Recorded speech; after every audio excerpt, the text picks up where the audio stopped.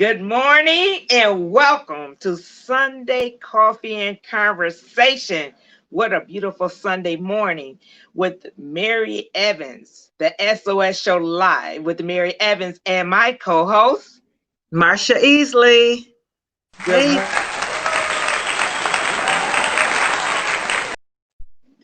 Good morning, Marsha. How are you feeling on this Sunday morning? Mary, I am feeling fabulous. I have a day off and I don't have many of those, so it's extra special.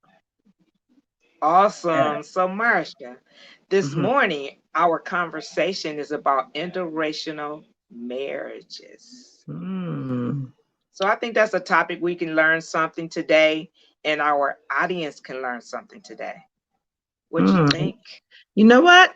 Since I am single and I'm thinking about thinking outside of the box, this should be very insightful for me. I might learn something about, stepping Right. over, so I'm excited. Awesome. So let's bring in our special guest for today. Mhm. Welcome to the Hello. show. Hi. Hi. Hey, welcome to the show, Miss Keema and Miss Precious. Well, Mrs. Keema and Miss Precious. How are you? Yes. Hello. We're great. How are you? It's such a beautiful Sunday. You can't be anything but great, right? Right. Yes. So this morning we're gonna have a show about interracial marriages, and I'm sure all of us have a friend or we have seen a situation where interracial marriages are beautiful and some are bad, and they have issues, with the marriage because of family, friends, society, and the children have issues. So we just want to talk about that and just have a nice, respectful conversation, and maybe somebody out there that's listening can learn something. We'll start with you, Mrs. Keema, because I know you are in an interracial marriage, right?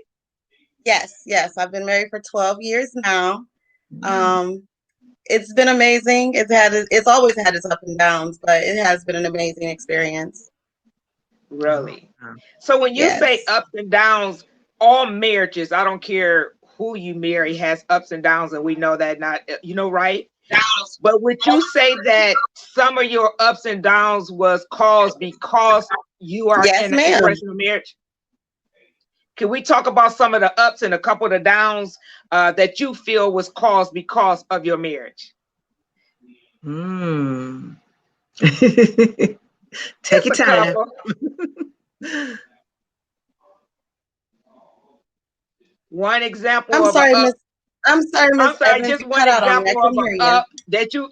When you say ups and downs, could you just give an example of an up and a down that you think was directly caused because you were in an interracial marriage? Did you hear the question? Yeah. So, I do have to say that my family is a diverse family. So, I've never had an instance where in my family I've had to deal with someone in my family being against my marriage. But then again, I have to sit and I have to think sometimes because I've been married for 12 years. So sometimes I don't even pay attention to some of the things that are happening because, for one, I'm in love with a man. I'm not in Yes. love with a white man or a Hispanic man or a black man. I'm in love with a human man, I Okay. which love makes it. it, yes. Um, I've had I've left a lot of our black groups, like on Facebook and things of that, because of the way I see the viewpoint, which I understand that right now we're in a situation where our people are waking up or becoming more aware. Yes. So with that being said, a lot of us don't know how to react to all the information that we're downloading right now. Hmm. Yes. So when it comes to seeing a black woman with a white man or vice versa, or a black woman with a Hispanic man, it ends up turning into, oh, do she not know what they did to us in Yes. slavery? Is she not aware? Or they call you out as, oh, she's sleeping with her slave master, and things of that. Like Wow. seeing these things being said and my Black groups, and it hurts me because we're supposed to be growing. And I do understand that we have to see the hurt in order to get over the hurt. Yes. But we can't keep going forward hurting each other just because it feels good to us in that moment. So I'm going to stop you right there, Keema, because when you talk about your incidents about the slave master, I want us to watch a short clip together. See, this is where I get emotional. Aww. Because it's hurtful. Because what my husband and I are so openly and we're fine with showing is love. Love. But people choose to look past the love and spew hate. That's what hurts me. Because I've never experienced so much hate ever in my life. Ever. Jeez. Like, what do they say? I get called white man's whore. The new one was... God, Tamara. No, yeah. Back in the day, you cost $300, but now you're giving it to him for free. Like, stuff that me as a person could never even fathom. Like, I can't even think of these words, and only because it's very hard for me to think of it because I'm a product of it. Yeah, my mom is a beautiful Black woman and my dad is an amazing white man. And I grew up seeing a family. I didn't grow up seeing, the white person. So it's very shocking to go through this. This was the big one. They say, Tia is a true Black woman because she married a Black man. Oh, I'm lesser of a Black person because I married white? I get the opposite, actually. What? Yep, I've had people say that you've done it right by marrying a white man. I mean, I love my husband so much. I love our family. I love our dynamic. I'm proud to be in the relationship that I am because it's based on love. Exactly. Pure love. Yeah.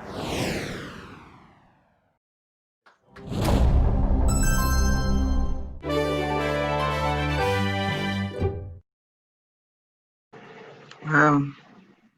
That was special. made me sad watching her cry. That really bothered me. I know. She hit is love.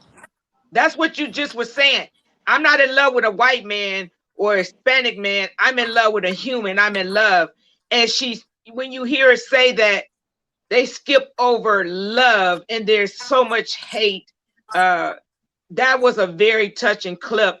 What do you think about Precious when you look at that clip? What is your opinion of interracial marriages? I guess I really don't have an opinion. It's who you love. So I don't necessarily see white or Black, but when I see that clip, it's emotional for me, even if it hasn't happened to me per se, or because that's just, it's not it, and it's hurtful to her because this is the person she's married to. She's going to be with this person for the rest of her life. Like, it shouldn't come to a point ever where someone feels the need to say something or despise someone because of who they love, whether they're white or Black, especially because everyone, whether it's during this time of Black Lives Matter or not, screams equality. Yes. Everybody wants to be treated equally. So I don't understand how that even comes about. But yeah, those are my thoughts. Yeah, that's deep. Marsha? Can I say something? Yes. So I'm here, and I did let you know, Miss Mary, that I was so nervous to do this topic. And the reason why I was so nervous and why I'm still sitting here shaking and nervous about this topic, because we don't really realize what's going on around us when it's happening, like we say, oh, if that happens to me, I'll do this, or oh, if that happens to me, I'll do that. But you don't really know what you'll do when somebody is discriminating against you until it's happening. Like when me and my husband fell in love, we fell in love in Job Corps. Job Corps is a trade school that you go to. Mm-hmm. We fell in love in a diverse place. Yes. But if you would have picked us up and put us in different places, things would not have played the way it has. God has his hand all in my marriage. He always has from the beginning. So when things happen to us, we always have each other. If somebody is being racially disrespectful to me or my husband, we will stand for one another. And it all comes to not me standing up for a white man or him standing up for a black woman. It comes down to the fact that we all stand on the same line of living. Yes. Absolutely. When we go to protest, my husband is on the front line with me, screaming Black Lives Matter or hugging the person who needs it. He has always helped and has never let anyone down. And that's something that I fell in love with. That's awesome. When you have the kids, and my grandchildren are biracial, and just on our walk this morning, my grandson was talking in the yard. It's a sign that say Black Lives Matter. And you just, some of us just don't realize how much the children go through being biracial, right? So I've asked him, he said he's been teaching in school, like mom drop him off, people will say a comment, how kids can be just so mean and nasty. But my question to you, do your children identify themselves as, do you push that to them, you're just a human, or do they would they say, I'm biracial, I'm half, I'm black, I'm white? How do your children identify themselves?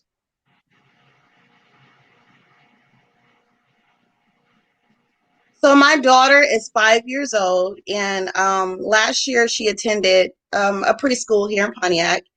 And I had to explain to my daughter, she was confused because her classmates, of course, there's black classmates, and there's white and Hispanic and Asian, all of us, our human race, are in the classroom, and she's mixed, but she kind of looks a little Hispanic, but she has a little Maui look going. So nobody really knows what she is. So they're like, oh, you're not black, oh, you're not white. And then she comes home and then she's like, Mom, am I a black woman? I'm not a black woman. I want to be a white woman. Like she's saying these things to me. Where she has she's only 5, and she has the aspect that people are already starting to put into her of what she's supposed to be. Yes. Just telling a child you have good hair or you have bad hair shifts the image that a child may see. My daughter is the reason why I'm natural, because I need to make sure that she understands and that I understand that being natural is beautiful, just as beautiful as being straight iron, flat iron, stringy straight, whatever. A lot of the things that our kids are bringing back from school starts at home. It starts from what they're seeing the other kids outside doing. So when my kids come to me with some information, because we are not our kids' only source of what word am I looking for? We're not their only. Period. Yes. Mm-hmm. They have other avenues as soon as you walk outside. Yes. You can't be with them every second. So I want to make sure. Yep, I want to make sure that when they come home and they ask a question, that I can sit down and communicate with them. So when it comes to my children, the best thing I can do for them is to communicate. Even if it makes me feel uncomfortable, even if it makes me feel angry, I have to sit down and talk and communicate, listen, and speak to them about the questions that they're asking. You don't have a choice. Yes. Precious, would you date outside your race? I would. I wouldn't have any problem with that. Something funny though is I've never been approached by a white man. I've never been courted by a white ever. And I don't have a problem with it. Okay. Mm-hmm. Marsha, would you date outside your race? So my thought on that question. Yes. Go. I'm sorry. My thought with that question is it's not like a if you would date outside your race, because it's not like you go shopping for a different race. What happens is whatever chemistry that is built in between two people happens. The race You're absolutely follows right, Keema. afterwards. And You you'll even absolutely. have people fall in love in different races, like Tupac and Madonna, who ended up having to split ways just because of their race.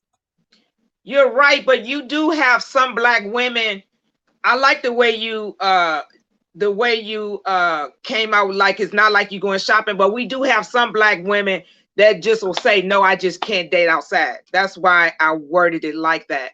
And you have some that's like, I'm open to it, but I have friends that just it would not be an option to date outside of the race. And I'm like you love who you love. You know what I'm saying?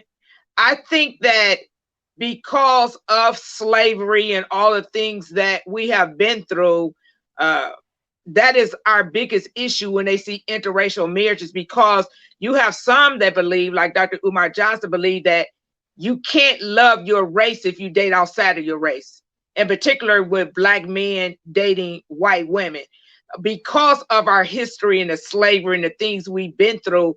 But that's just their opinion. I feel like everybody is Right, entitled and to their everybody's opinion, entitled.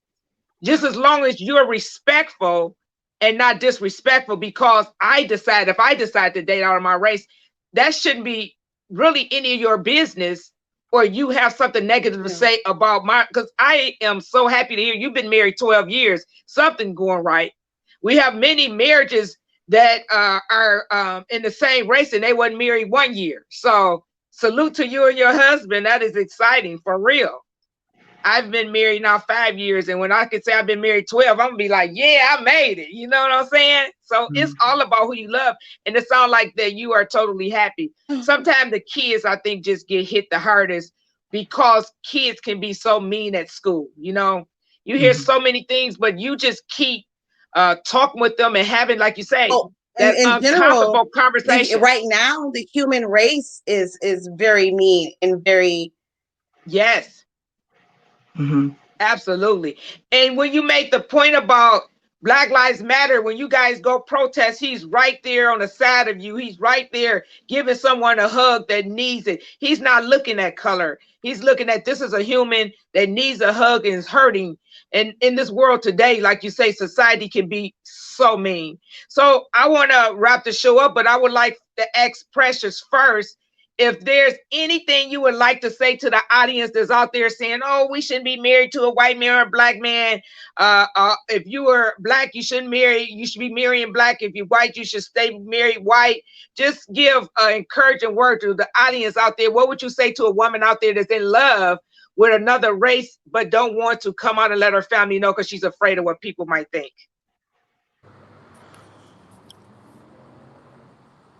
Is that I would have to ask her, do you love yourself? all Do you right? love yourself? And at that point, I think she would know what to do. Because honestly, when you love yourself and you're in love, like Keema said, you don't see white or black. So technically, doesn't really matter what they think. I like it.